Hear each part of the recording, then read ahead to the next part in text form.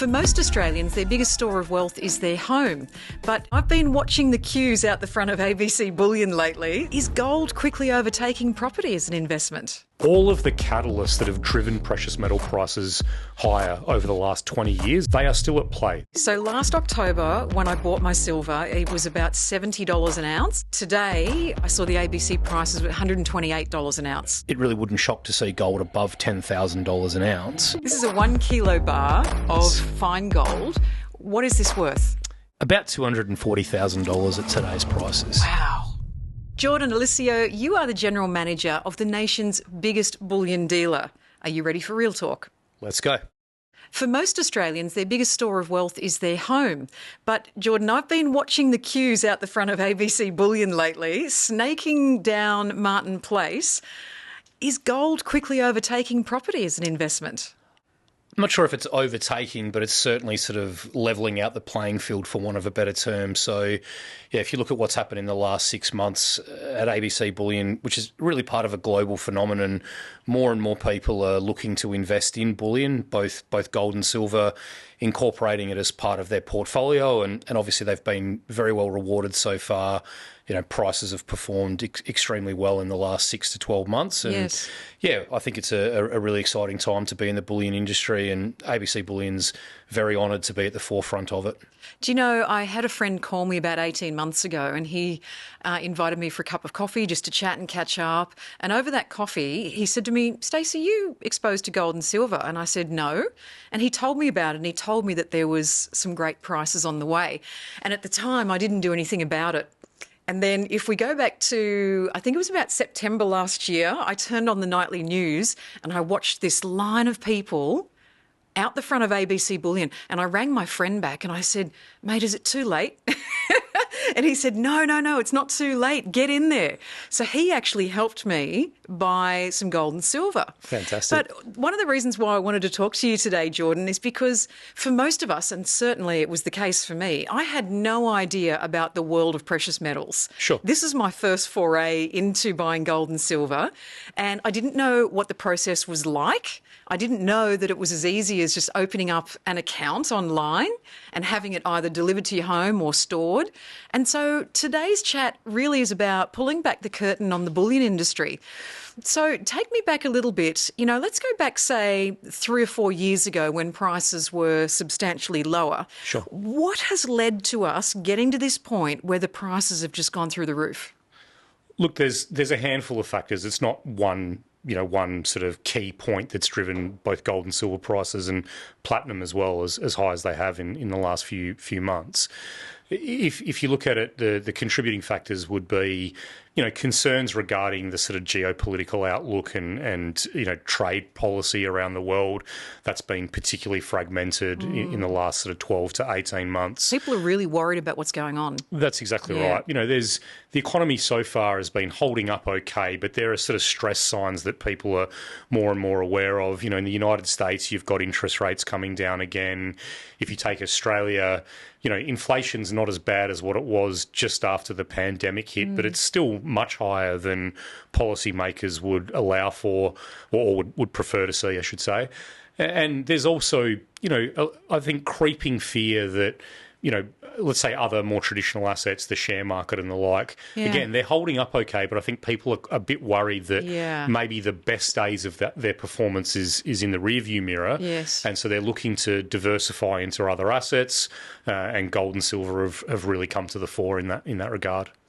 Since I invested in gold and silver last, I think it was October now, naturally enough, I've been doing a lot of YouTubing, listening to a lot of commentators, reading a lot on the industry and, what's the future for this and why are so many people piling into it right now.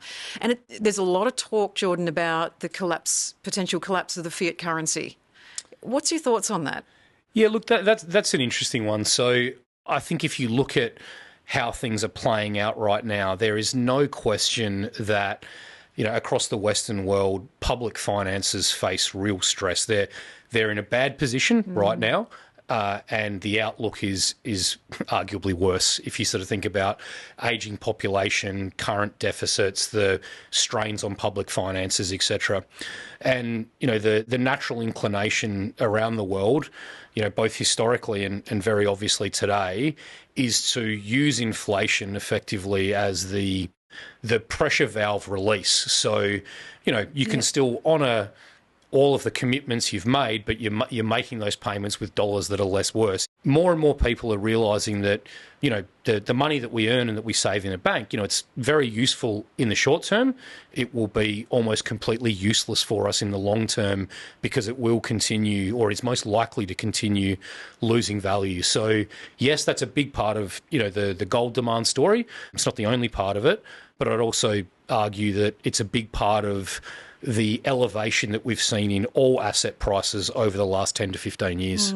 One of the things you touched on just now is cryptocurrency. And, that's just another factor that has played into people's consciousness, I think, and their learning and education about what to do with their finances going forward. For me, around the same time as I invested in gold and silver, I also joined a crypto academy to learn more about, that side of things, because, I feel like that is part of our future. And when you get big companies like Walmart, who've got, I think, 6,000 stores across the US, they've now got their own stable coin. Sure. So what does that tell you? It's here to stay, right? There is a future in crypto. So, people are starting to wonder, what do I do with my money? Do I put it in crypto? Do I put it in gold and silver? Do I put it in housing? I mean, housing has been a thing that's very close to Australians' hearts, throughout the history of this nation, because it's been something that we could bank on. Correct. But for younger people, they're finding it more and more difficult to get into property. So there's some young people I was talking to recently, highly exposed to crypto and highly exposed to gold and silver. Yeah, that doesn't surprise me at all. I think, I'm in my mid-40s now. For people my age, most of our adult life we've observed volatility. We've observed significant drawdowns in what we would call the traditional assets, shares and the like. And we've seen things like gold and silver outperform. We've seen emergence of new technologies and investments like crypto. And I'm in my mid-40s. I was still able to get established, for want of a better term, in the traditional way, right?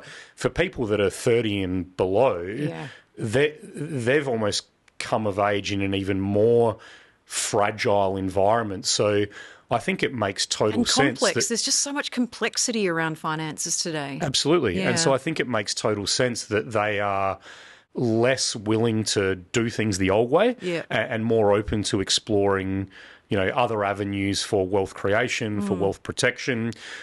Doesn't mean they're all going to work, but the catalysts that are driving that are not hard to understand. Okay, so last October when I bought my silver, it was about $70 an ounce, 70 Australian dollars an ounce. Sure. Today, I saw the ABC prices at $128 an ounce. About that. Right, so pretty close to 130. And we've actually seen it higher than that in recent times, but it's come back. Correct. What is the future of gold and silver prices over the next 12 months, 24 months?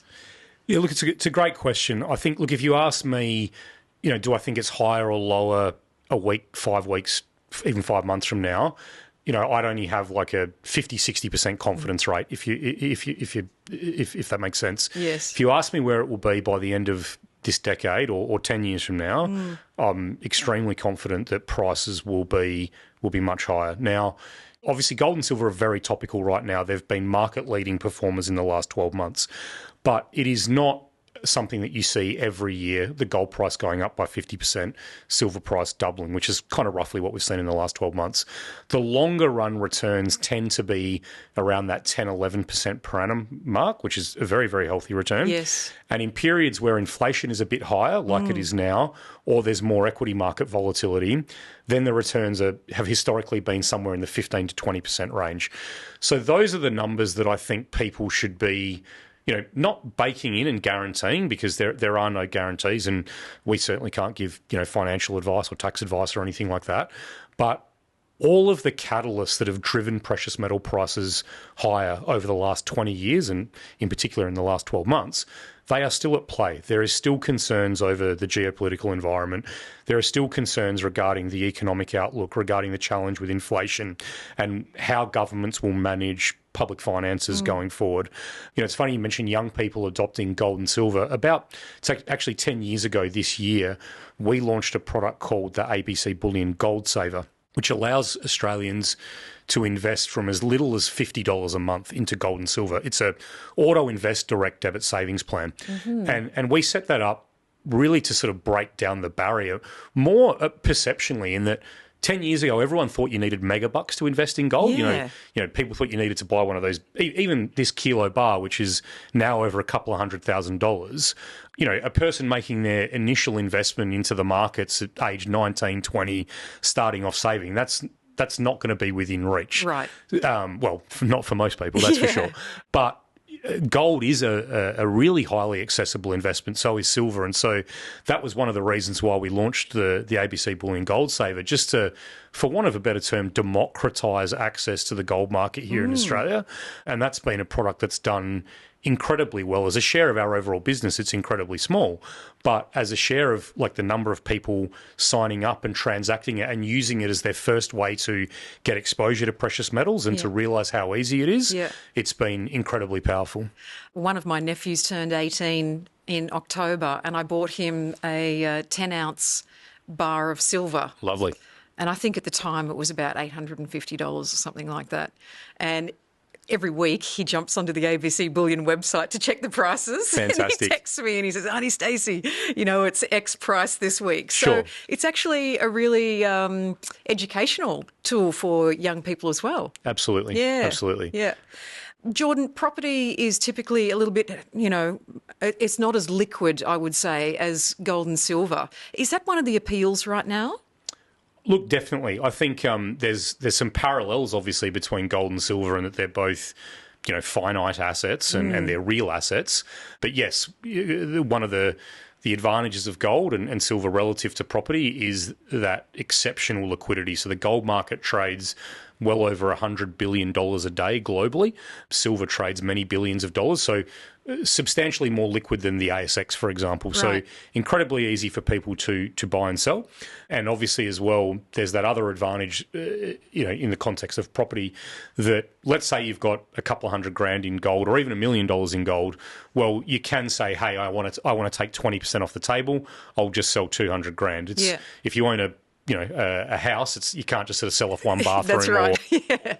So the demographic breakdown of gold buyers and silver buyers is definitely getting younger as more and more interest comes in, but it is still an asset that the majority of the wealth that's in gold and silver is, you know, owned by older investors, which also makes sense because you kind of need to build wealth before you turn to an asset that's well known for preserving wealth. Yes. If I look at the average client of ours that's over the age of 50, nearly all of them would be homeowners in their own right, and a substantial portion would also own investment properties. So it's not a gold or real estate, it's a gold and real estate discussion in many ways. I really just want to pull back the curtain on the gold and silver, you know, the bullion industry now, because, you know, as I said, my first exposure to all this was only 6 months ago. Sure. Before that, I had no idea how to access gold and silver. I didn't know that you could buy it physically. I didn't know that you could buy it in your pool allocation sector as well. I didn't know I could use my superannuation. And I just think maybe there should be more education about this for the average person. That's part of the reason why I wanted to have you on today. Sure. So can you just sort of tell us a bit? I mean, when I walk into Martin Place and I look at all those people standing out the front of the ABC Bullion store, I almost expect that when I open the doors that there's going to be angels singing behind those doors, right? Because it seems so elusive. It seems so unusual. What happens behind those doors? Sure. Well, I mean, it's funny enough when you mentioned the crowds. At some point, the crowds got so big there was there was crowds watching the crowd, if that makes sense. There was people actually lining up going, what are all those people doing? I took my own video last time I went into town. And I actually remember talking to some people that weren't in the line, but that were watching people in the line. And I said, they're all there to buy gold and silver or to sell and trade precious metals. And they were like, really? Are you sure? And I said, oh, I'm pretty sure. And they said, how do you know? Because I'm the gold man. I said, well, I actually work in there. They were lovely. Yeah. They were really lovely. But look, in terms of, once you go into Martin Place, and important to point out, we've got showrooms nationwide, so Melbourne, Brisbane and Perth as well. Right. Martin Place is the global flagship though, so it's the one that has generated the majority of the attention. What's going on behind those doors? Is that where you store all the gold? That's where... So people are coming in there to...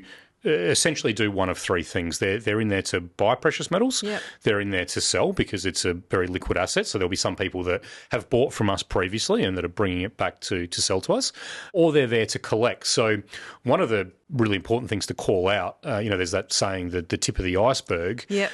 The physical queue that you see of people lining up outside Martin Place is absolutely dwarfed by a factor of 15-fold by the digital queue, people just logging in and buying online. Like you mentioned, you created an account online. Yeah. Thousands of people opening accounts online daily, making investments through our website, which offers a 24/7 marketplace. You can buy and sell around the clock. And a lot of those people will store with us in pooled metal or our secure storage offerings where the metal, we just move it to a warehouse for them. Right. Those people never even actually come to Martin Place or to one of our stores. But a portion of the people that you would see lining up as well will be people that have logged into our website, so they've registered with us, they've purchased, they've remitted funds, and they're there to collect that item. So, people when they buy from us can either keep it in storage, they can elect to have it moved to, we have a sister company called Custodian Vaults that offers private vaulting for bullion and other valuables. Yep. And then there's a portion of people that come to collect as well. And so some of the people that you'll see lining up outside are coming in to collect items that they've already effectively pre-purchased. Yeah. Yeah. And because there's such pressure at the moment, with supply and whatnot, what's the wait time at the moment? If someone logs on and, creates that account and buys some gold and silver today, when can they expect delivery? Is it a week? Is it a month? Is it? Oh, no, nowhere near that long. So, people, this happens every day.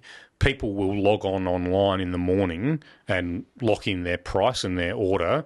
They'll come to our store in the afternoon and pay with their debit card and walk out with the metal on the spot. Delivery is typically a couple of days after payment has cleared is when orders will be shipped out to clients, and then depending where they live, if it's a metropolitan area, they'll probably have it within 2 days more, or a day if they're sort of in a Sydney, a little bit longer if they're in a regional environment. So look, we're incredibly blessed though. So ABC Bullion is part of Palion Group. It's the largest fully integrated precious metals enterprise in sort of Australasia.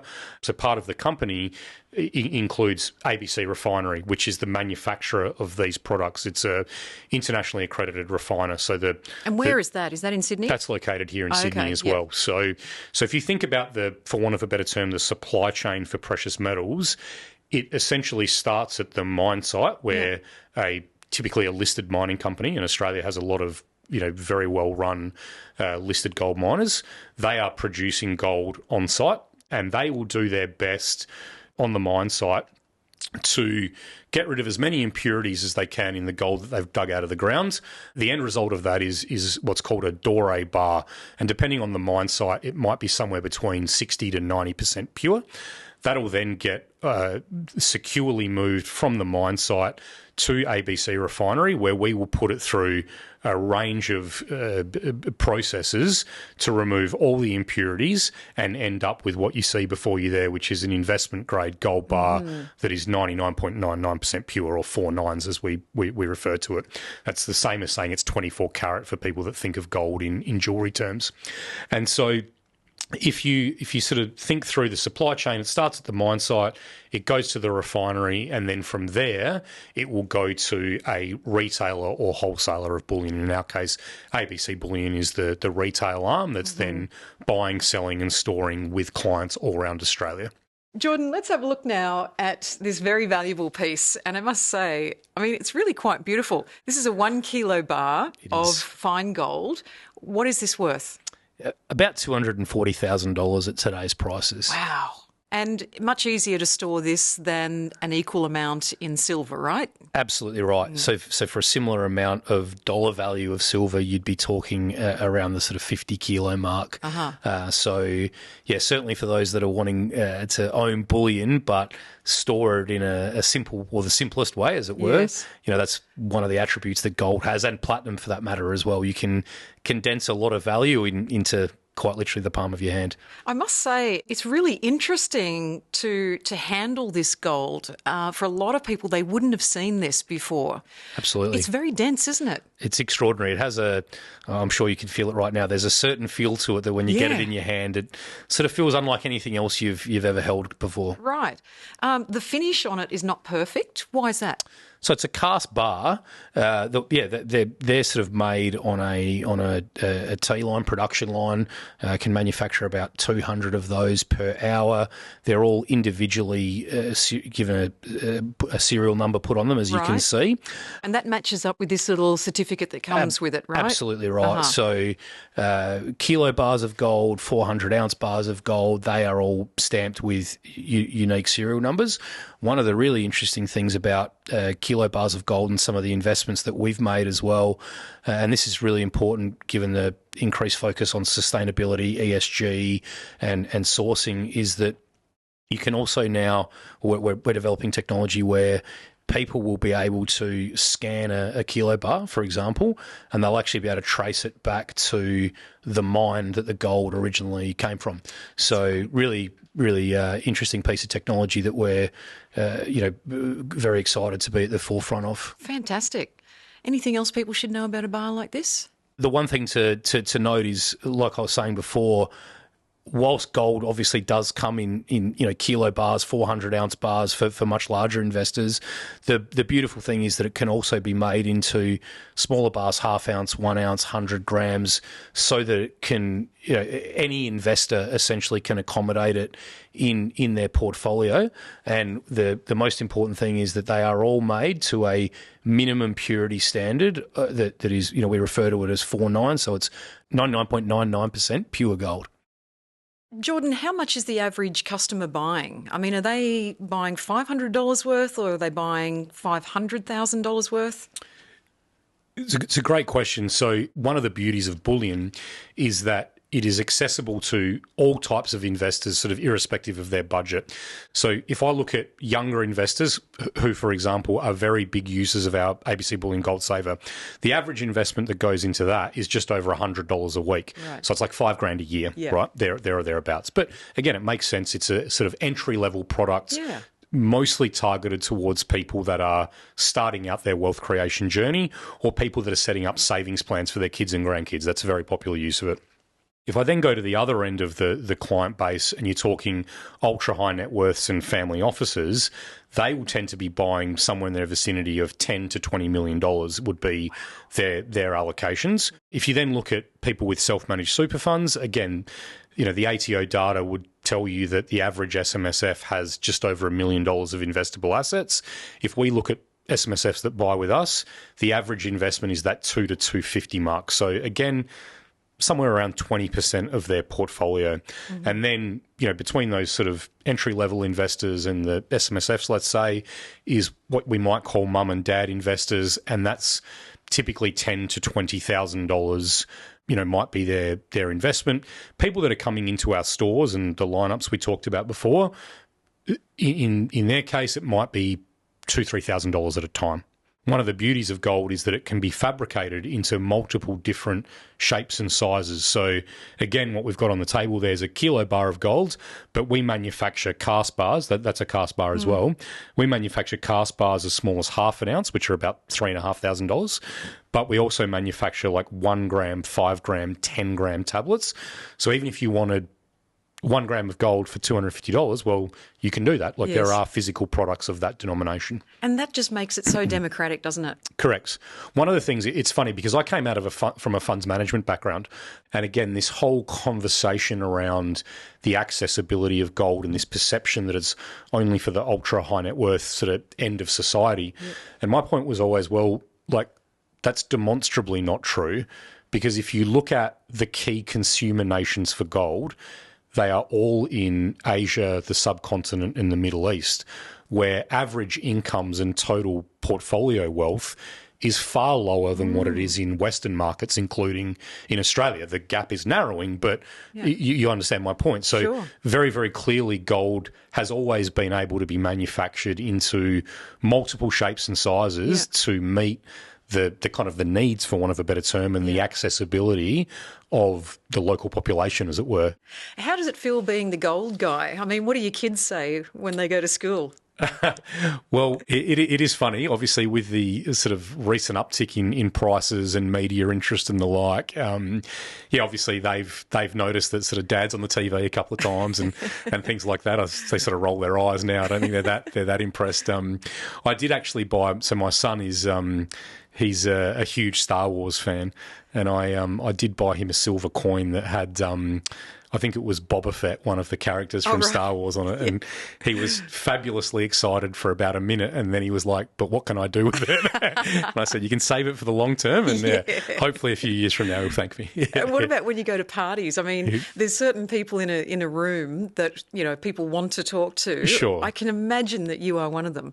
Look, it has become more topical. Look, we were talking offline before, my comments are the same. It's actually an enormous honour to be in the position that I am, but more importantly, the position our organisation is. I know I speak on behalf of everyone at ABC and the broader group that we're just incredibly honoured to have the business that we do and to be in the position that we are to service as many Australians as we can and as we are, given this rising interest in precious metals. It's if I could pick one word, that would be the word. It's a real honour. That's so lovely to hear that you have such pride in your work and you're very obviously proud of the organisation that you work for. That's so incredibly important because there are so many bullion dealers around now, right? So people can go to lots of different bullion dealers to get their precious metals, but you guys take your job very seriously. And I have to say that, throughout my touch points with buying my PMs, the customer service at ABC was second to none. Thank you very much. So good. I'll make sure I show this clip to the team, that's for sure. No, that's a really nice thing to hear. Who works in a service industry, I know what it's like as a real estate agent when people aren't particularly pleasant to you for no good reason at all. Sure. Just that, other people in the industry have given it a bad name and whatnot. And sometimes when I'm at a party and someone says, "Oh, what do you do?" I say, "Oh, I'm a psychologist." And they turn around and walk away. Because as soon as you say I'm a real estate agent, you just see their face change. It's visceral, the reaction. So, I know what it's like to have to really work hard in a service industry to impress people. Yeah. And so for you guys, I'm just so glad that you're bringing your A game. There's a question that I get asked in my job every day as an agent, and people say to me, "Stacey, is now a good time to buy?" Well, I'm going to ask you that question, Jordan. Sure. Look, I think the answer is if you have the right time frame, then yes. Yeah. Again, if you look at the long run history of, let's use gold as the starting point, around that 10 to 11% per annum mark has been the long run average. So it's a little bit higher right now, but let's use AUD $7,000 per ounce for gold. So if gold does 10% a year, that's $700 an ounce. So, if we wind the clock forward 5 years from now, it really wouldn't shock to see gold above $10,000 an ounce. If that happens, and there's very good reasons to think that silver would at least follow gold along for the ride or more, you're talking a silver price north of $200 an ounce sort of thing. So again, they're not specific price predictions per se, It wouldn't shock me to see prices go to those levels. I have heard some chatter about reaching 300 Aussie dollars for silver by the Sure. end of 2026. So, Sure. all I can do is cross my fingers and hope that that is the case, Jordan. They have periods where they're super popular, periods where they're less popular, but the point of gold and silver is that they endure. They've endured every market cycle for generations. They will definitely endure this one and the ones to come. And so we still haven't really, we've scratched the surface now of demand in Australia, but we're a long way away from gold and silver being mainstream investment assets that everybody has in their portfolio and has a meaningful portion of in their portfolio, if that makes sense. Are we going to run out?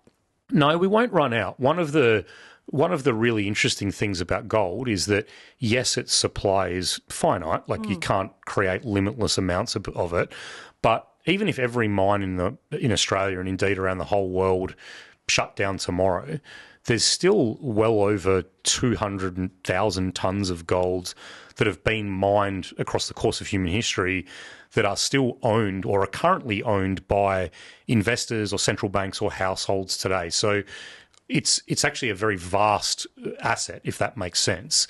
We're not going to run out. It won't get easier to find, though. So if you look at gold and the sort of average ore grade for producing mines, it has declined quite precipitously in the last 20 odd years.